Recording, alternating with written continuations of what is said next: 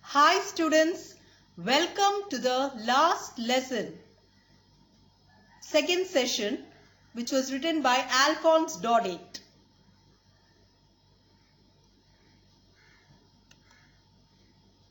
Now, before we go to the second session, let's have a quick recap of what we have learnt in the first part. So, the narrator here is Franz. Franz started school very late that morning. He feared that Hamel would scold him because Hamel said that the students would be questioned on participle that day, and the narrator didn't know even the first word about that. So he was fearful of getting a scolding from Hamel, and he thought of running away and spending the day out of doors. And the weather was very warm and bright, but later on he gave up that idea and hurried off to school. So as Franz passed the town hall, he saw a big crowd in front of the bulletin board. For the last 2 years, all the bad news had come from there. The people got the news of the lost battles and other informations only from that bulletin board. And usually when the school began, there was a lot of hustle and bustle. And the opening and closing of the desks, that is the lessons orally being repeated in chorus, creating a lot of commotion. But now it was so still, and he could not depend on the commotion to get to his desk without being noticed as he used to do every time. But now he went in before everybody. He blushed and was quite frightened. But nothing happened. No punishment at all was given to him. And Hamel saw him and asked him very politely to take his seat. The clothes which were worn by Hamel was the ones which he used to wear on inspection and prize days. So the whole school seemed to be strange and silent. But the most surprising thing was the presence of the village elders sitting quietly on the back benches. Now, what happens further? Let's find out from the second part.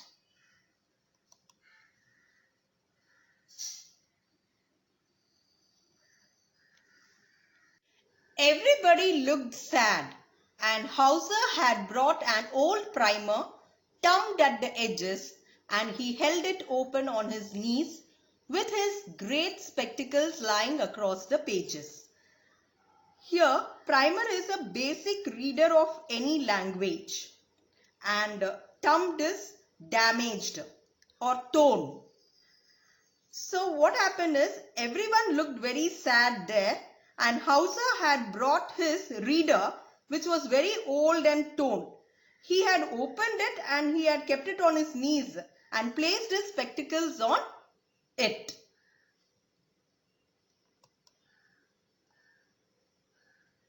While I was wondering about it all, Hamel mounted his chair and in the same grave and gentle tone which he used to me, said, "My children, this is the last lesson I shall give you.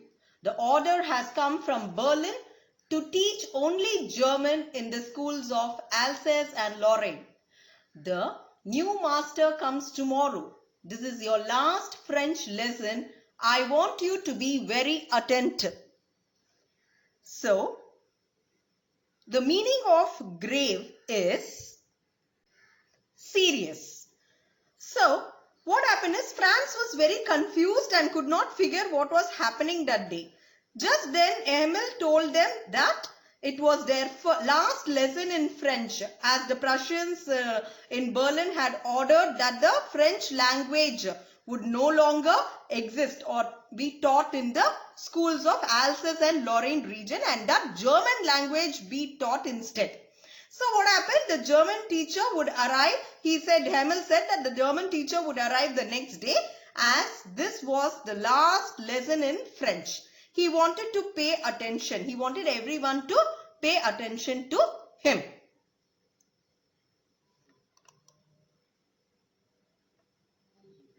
What a thunderclap these words were to me. Oh, the wretches! That was what they had put up at the town hall.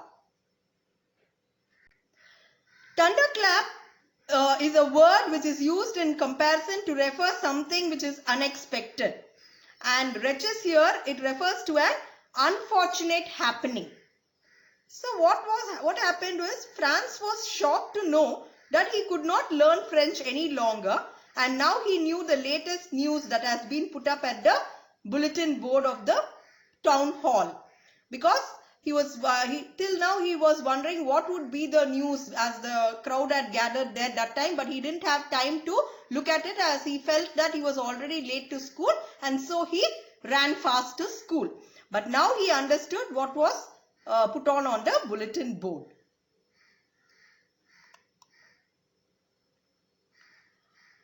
My last French lesson? Why, I hardly knew how to write. I should never learn any more. I must stop there then. Oh, how sorry I was for not learning my lessons, for seeking birds, eggs, or going sliding on the Saar. So, Saar here is a river which passes through France. So Franz regretted for not being serious towards his studies and for wasting his time in hunting the birds' eggs and playing in the Saar river. And he was feeling very sad for what was happening there.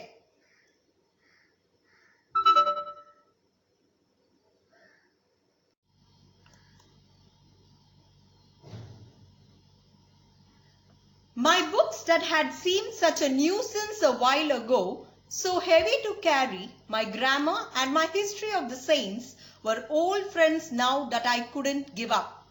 So here nuisance is a problem or some burden, and couldn't give up is cannot leave. So till now Franz considered his books to be an unwanted burden, but suddenly he starts considering them to be his best friends whom he could never leave. So the writer wants to show the change in Franz's attitude here and attitude towards study here after hearing the news that he could not learn French any longer.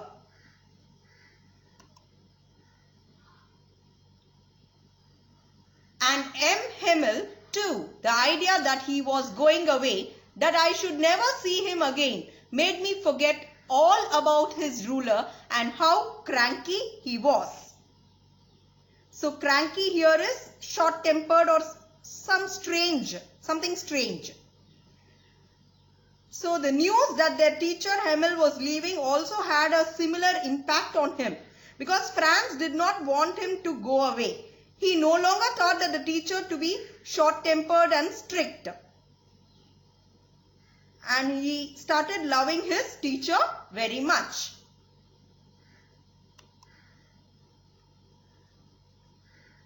Poor man! It was in honor of this last lesson that he had put on his fine Sunday clothes. And now I understood why the old men of the village were sitting there in the back of the room. So Sunday clothes here means the best dress that a person has. So now Franz knew that Hamel was wearing his best dress in honor of this last lesson. Now he understood the reason why he was wearing that special dress. And he also realized that the village men had come to pay respect and thank Hamel for his service of 40 years in that school. Now he got the answer for everything. Whatever was buzzing in his mind, whatever was the question in his mind, he got an answer for all the questions.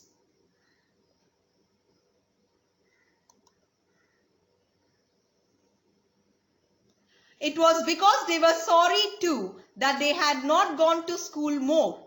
It was their way of thanking our master for his 40 years of faithful service and of showing their respect for the country that was there no more.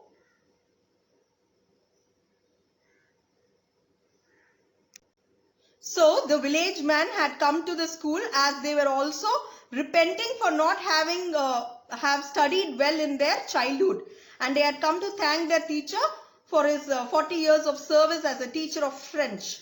And also they wanted to show respect to their country and were sad as their mother tongue French would no longer be taught in the school then onwards.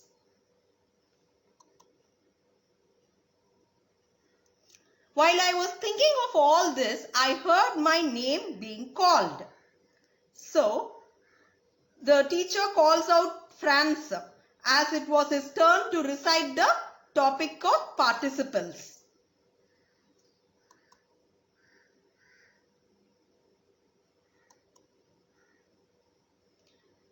It was my turn to recite. What would I not have given to be able to say that dreadful rule for the participle all through, very loud and clear and without one mistake?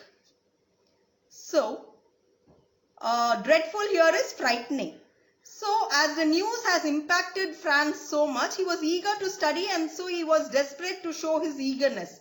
And he wanted to be able to recite the topic in one go and without any mistake and please his teacher.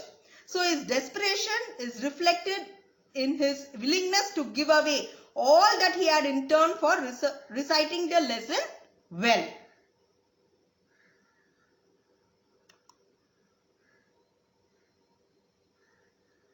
But I got mixed upon the first words and stood there holding on to my desk, my heart beating and not daring to look up.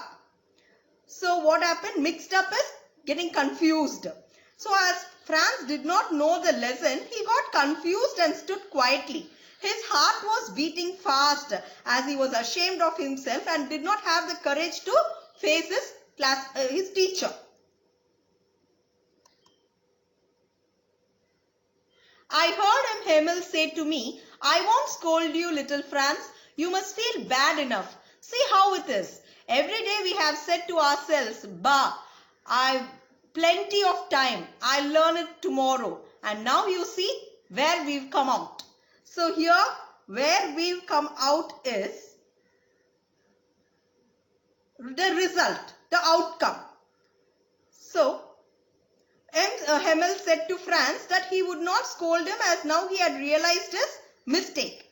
Every day Franz told himself that he would study the next day, and now the opportunity to study had ended and he knew nothing.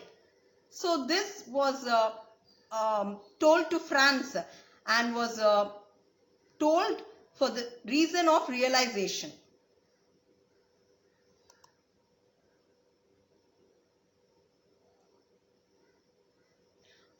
That's the great trouble with Alsace. She puts off learning till tomorrow. Now those fellows out there will have the right to say to you, "How's it? You pretend to be Frenchmen and yet you can neither speak nor write your own language. But you are not the worst, poor little Franz. We've all a great deal to reproach ourselves with." So here pretend is to show and to reproach is blame. So Mrs. Hamel says that all the people of Alsace were to be blamed as no one was serious towards learning all these days. And he tells that the class, he tells to the class that the enemies here are the Prussians, would laugh at them and say that they only show to be Frenchmen as they are, but they don't know anything about French and can neither speak nor even write their own language. He says that Franz should not feel guilty as everyone is at fault. It is not only his mistake but everyone's mistake. Your parents were not anxious enough to have you learn. They preferred to put you to work on a farm or at the mills so as to have a little more money, and I've been to blame also. Have I not often sent you to water my flowers instead of learning your lessons? And when I wanted to go fishing, did I not just give you a holiday? So here Mrs. Hamel says Franz's parents were not interested in getting him educated and they wanted him to work at a farm or mill and earn some more money. And he says that as a teacher, even he was not interested in teaching them because he would send him to his home to water the plants, and sometimes he would declare a holiday if he wants to go out for fishing. So even the fault is at every side, from the parents' side, from Fran's side himself and from his side also, that is Hamel's side also.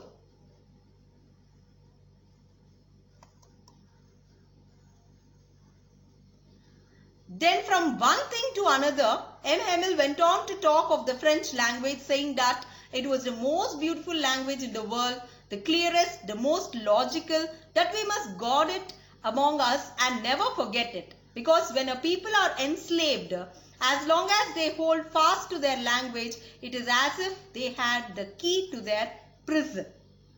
So what happens here is Hamel praises their mother tongue, French language, as being the most beautiful, clearest and the most logical language in the world.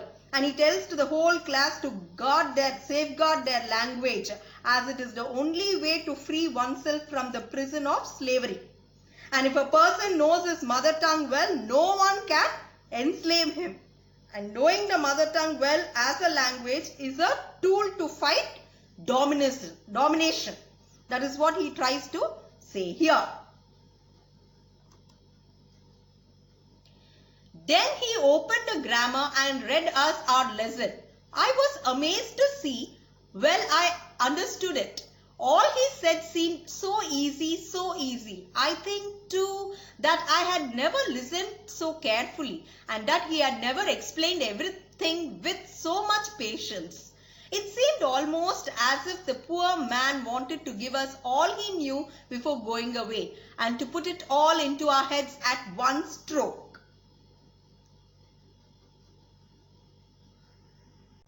So at one stroke here is at one go, in one go, at once. So the teacher took a lesson here in grammar, and that day Franz was very surprised that he understood the lesson very well with ease. And he felt that he had been attentive that day, and that Hamel was also explained the lesson with lot of patience. So he felt that everything went together very well, and so he could understand the lesson also very well easily. And he felt that the teacher wanted to give them all the knowledge whatever he had before leaving at once.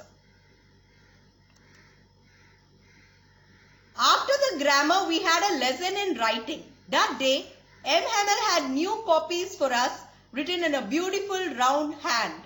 France, Alsace, France, Alsace.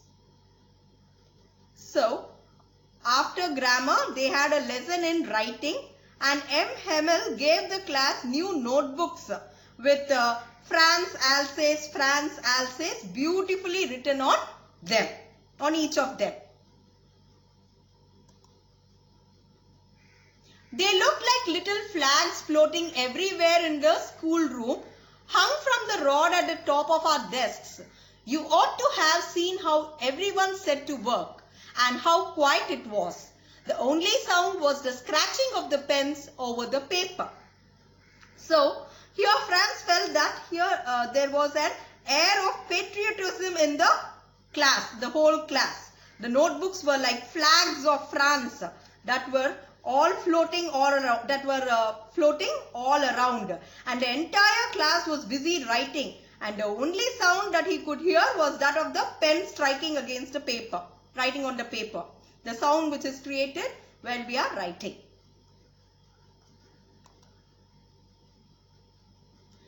Once some beetles flew in, but nobody paid any attention to them, not even the littlest ones, who worked right on tracing their fish hooks, as if that was French too. So beetle, we all know, it's a large-sized insect. So, not even the littlest ones here is referred to the pigeons. So the pigeons are referred here as not even the littlest ones, and who worked right on tracing their fish hooks means scratching with their claws. So here, what is the meaning is, once some mosquitoes flew into the class.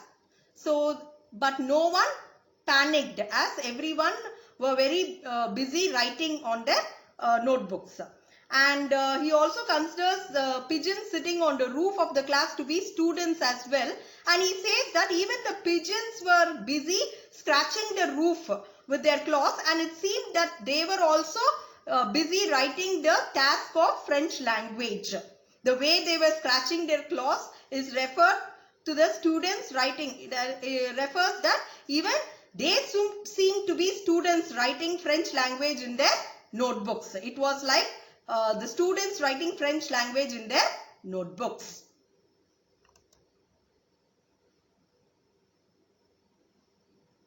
On the roof, the pigeons cooed very low, and I thought to myself, will they make them sing in German, even the pigeons?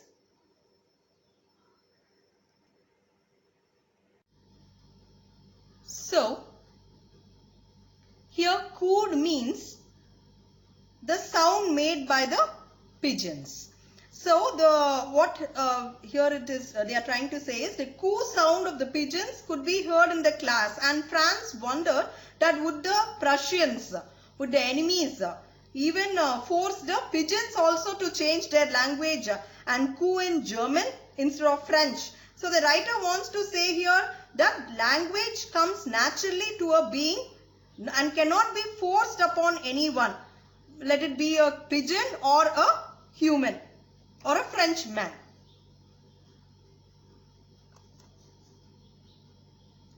Whenever I looked up from my writing, I saw M. Hamel sitting motionless in his chair and gazing first at one thing,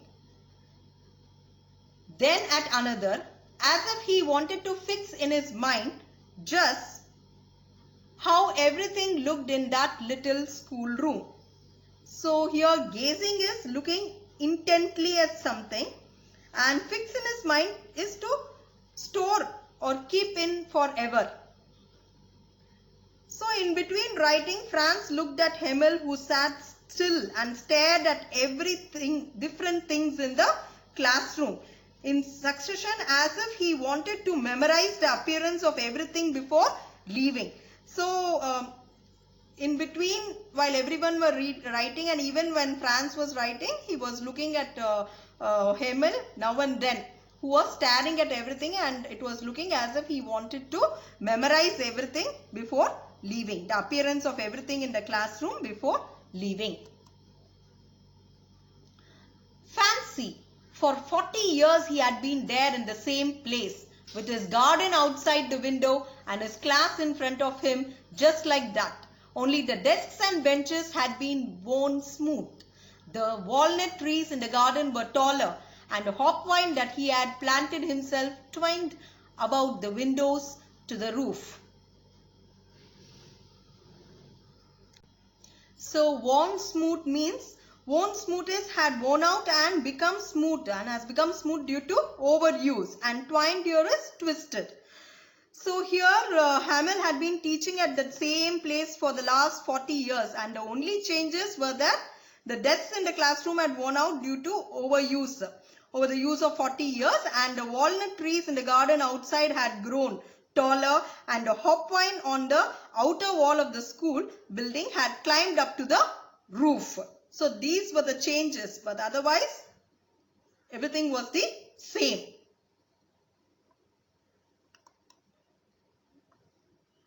How it must have broken his heart to leave it all, poor man, to hear his sister moving out in the room above, packing their trunks, for they must leave the country next day. So Franz feels that the teacher must be heartbroken to be sent away from a place where he had spent all his life for 40 years here, and the noises of his sister packing and moving their luggage could be heard from the room upstairs as they had to leave the next day. So this was, it's a scenario where it is to be felt very sad. Now everyone were feeling very sad for the teacher, and especially when the sister was making a sound of the trunk of the luggage being packed. Everyone were really upset.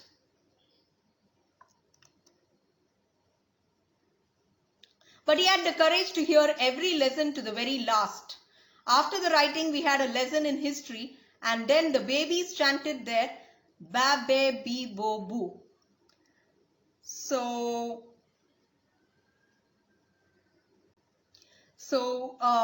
Hamel remained composed and he could hear the lessons from the entire class. After the writing task, there was a lesson of history followed by the phonetics where they recited the sounds of alphabet. Franz referred to the class as babies because although they were grown up here, they were reciting the lesson of phonetics, which is usually done by younger children. So he calls himself and his class to be babies.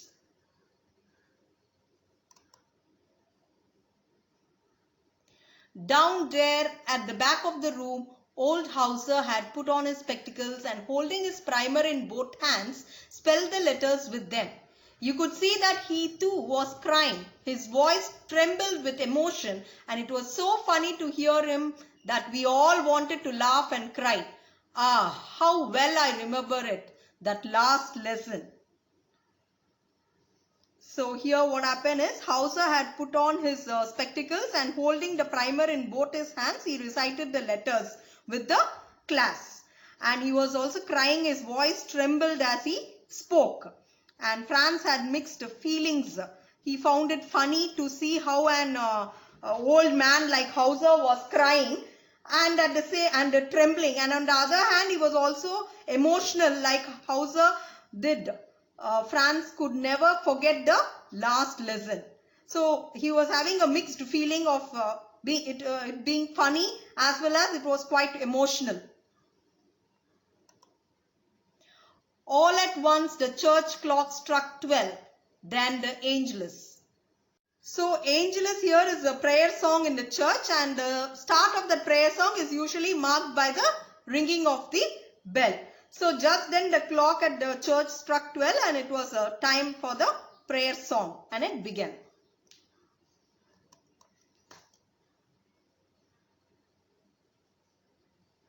At the same moment, the trumpets of the Prussians returning from drill sounded under our windows. Hamel stood up very pale in his chair. I never saw him look so tall. So trumpet is a musical instrument and pale is used to describe a person's face or skin, meaning to be colorless. So at the same moment what happened? The sound of the trumpets played by the Prussian soldiers who were returning from the drill was heard.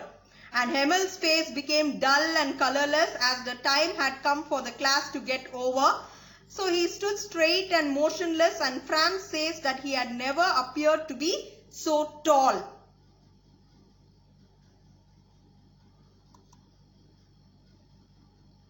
My friend, said he, but something choked him. He could not go on. Then he turned to the blackboard, took a piece of chalk and, bearing on with all his might, he wrote as large as he could. Vive la France. So, choked here is become unable to speak due to strong emotions.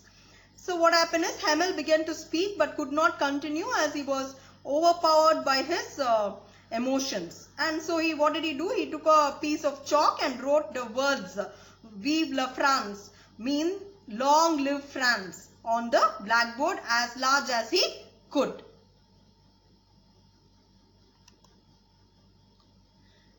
Then he stopped and leaned his head against the wall and without a word he made a gesture to us with his hand.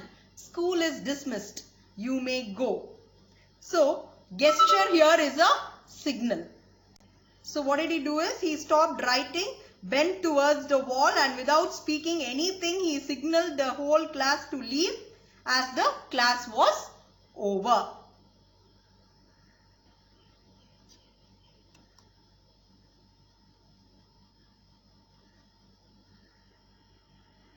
When we analyze this story, we could see that the story beautifully brings to light the human tendency to postpone learning of things. Because for one feels that there is plenty of time to do things as we all keep doing. The natives of Alsace realized their folly of not giving due importance to the study of French in their school days could also be noticed here. and they receive their last lesson in French and are compelled to say goodbye to their mother tongue. That is learning of mother tongue. And the story also highlights the brutality of war, which makes man insensitive to human feelings and emotions. So it's very well picturized here. Yes. Now it's time for message. The last lesson actually stresses on the importance of education and the necessity to respect and learn one's own language. And this story also draws our attention to the unfair practice of linguistic chauvinism, as I told you all earlier. It refers to an unreasonable pride in one's own language while disregarding all the other languages as inferior.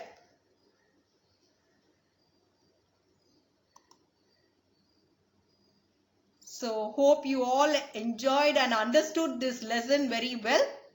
Have a great day. Thank you.